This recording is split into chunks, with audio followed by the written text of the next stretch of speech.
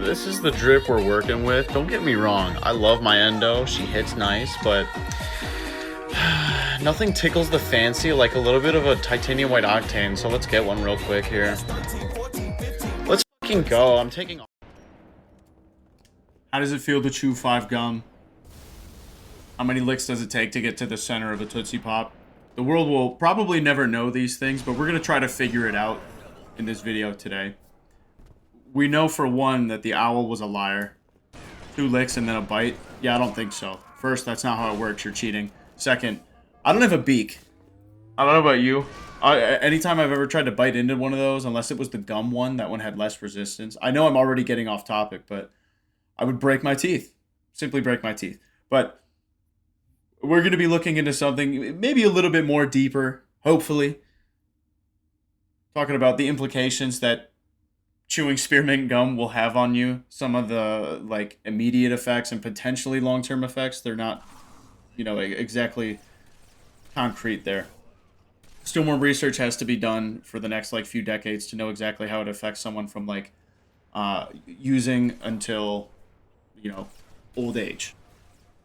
But we're going to talk about mainly my personal experience with it. I should probably say that I'm no medical professional. I'm just an aspiring student on this topic. I enjoy learning and reading about it, especially if it affected me. Also, my brother's a dentist, so I was able to have a little bit of educational talks with him. I didn't know Jack. As soon as he starts going off on medical and scientific terms, that's when he loses me. But that's also how I know what he's talking about. And we take what we can get. If you had any instances as well, maybe some experiences that don't line up the same, or maybe they do. Maybe they concur with me. Then by all means, throw it in there. So we're all unique and we're all the same at the same time. Nice. Very, very good sentence. We're all very different, but also very alike in most ways. And I think maybe one surface level or common thing that everyone can relate to or be affected by is the fact that it makes you dream less if you're trying to stimulate your senses, which seems like a good thing because it feels like you can just crash and go to sleep on a whim. But no matter how fast you hit the pillow, it depends on the quality of the sleep. That's what's more important. Dreaming kind of gives you that inner eye that you look for at nighttime, and taking that away from yourself for one isn't great. You get to learn about some random crap that's happening in your daily life, or experience something that makes no sense and you can't, track back. But it's fun. And dreaming is a very human experience. I think every animal dreams. You don't see when your dog is going running in place. Okay. Okay, I gotta calm down there. But you think that they don't know the difference between dreaming and real life? Because you're right, they don't. But isn't that a riveting experience that you want for yourself too? It's too entertaining when you go through something like a near-death experience while you're dreaming. Nothing like it. This as unbiased as possible. I don't want it to come from a place like I'm on a high horse or taking a high road or something like that. Like I said, I have a personal history with the chewing gum, the spearmint flavor, which helps to add some primary research to it. But I'd be lying to you if I said that I didn't have some sort of stance on it. But we're going to try to keep a bird's eye view. The first one is depersonalization out of the two. This is when you feel like you're kind of watching yourself from a third-person perspective, like it's through a movie. If your camera was behind your head or your eyes were in the back of your head, that's kind of what it feels like. Your actions don't feel like your own.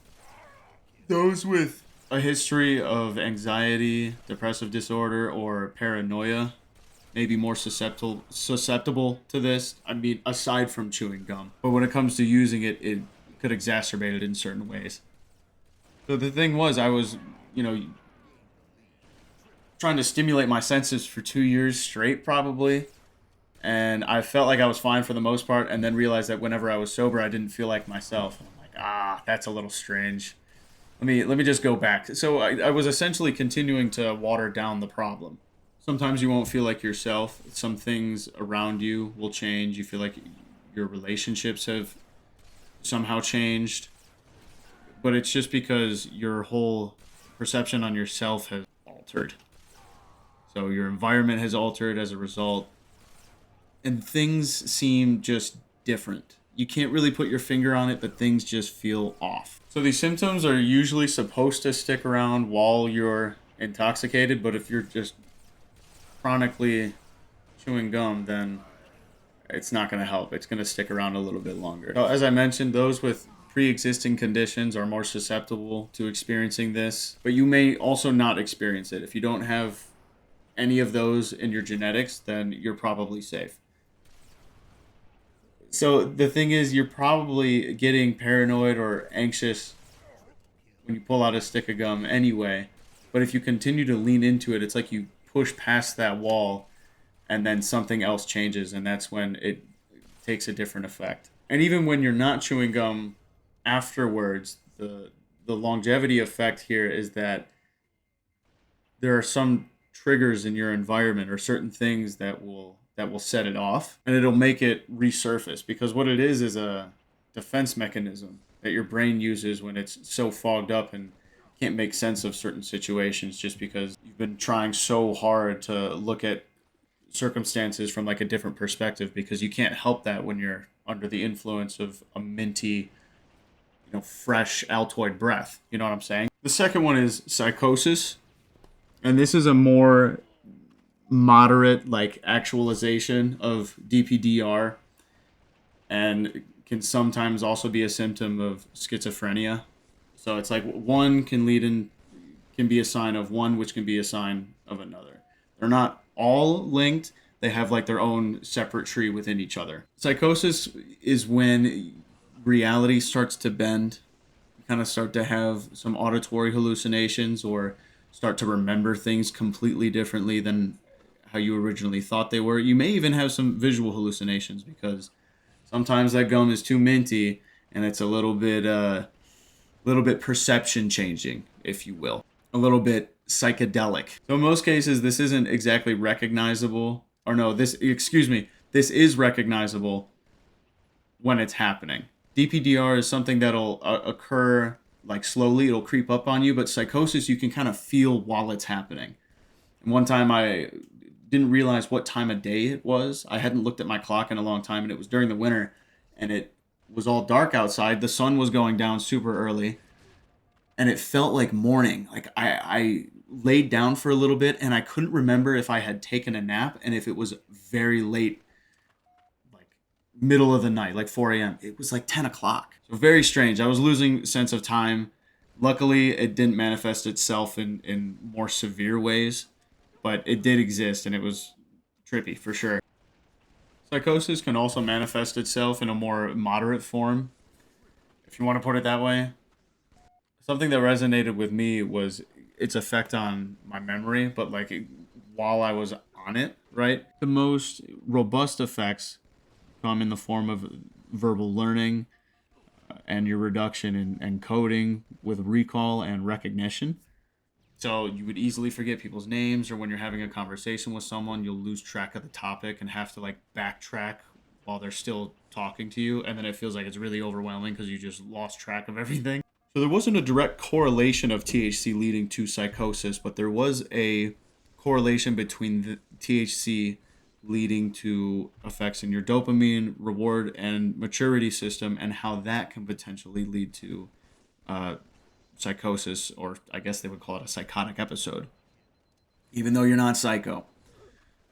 So what happens is your dopamine reward system is compromised by it, and it can affect people differently. Sometimes when they rip it, they're good to go off that fresh breath, and they almost look like they've just had a few Bud Lattes, and they're very sociable. Nothing about them seems like they're, chewing gum, so to speak. They seem totally sober. But there's other people that'll kind of recluse and get like all nervous, and that was usually me in certain settings. So it would vary, right? There were sometimes I would just be, dang, too nervous, too anxious. It was messing with my dopamine system wrong. And then other times it was affecting it in a more positive way. So those that probably like to use it more are the ones that have a more positive experience with it. And it's still serving them a purpose.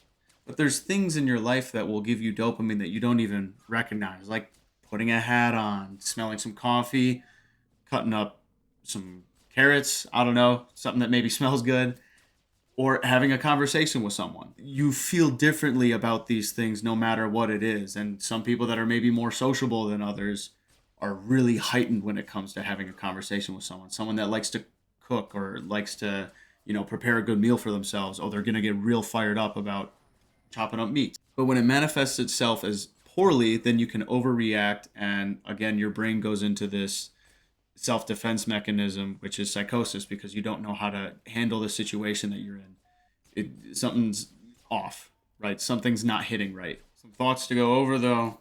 If you do have pre-existing conditions, do your best to stay away from it if you think it's affecting you poorly. If it is, it's your body trying to give you a sign that it's not for you, or now is not the time to be using it. One thing to look out for is when you're self-medicating for it. That's never a good thing. You're only going to be pushing back the problem. We've all heard about bottling it up, right? Well, in some cases, you can be bottling it up and you don't even know it.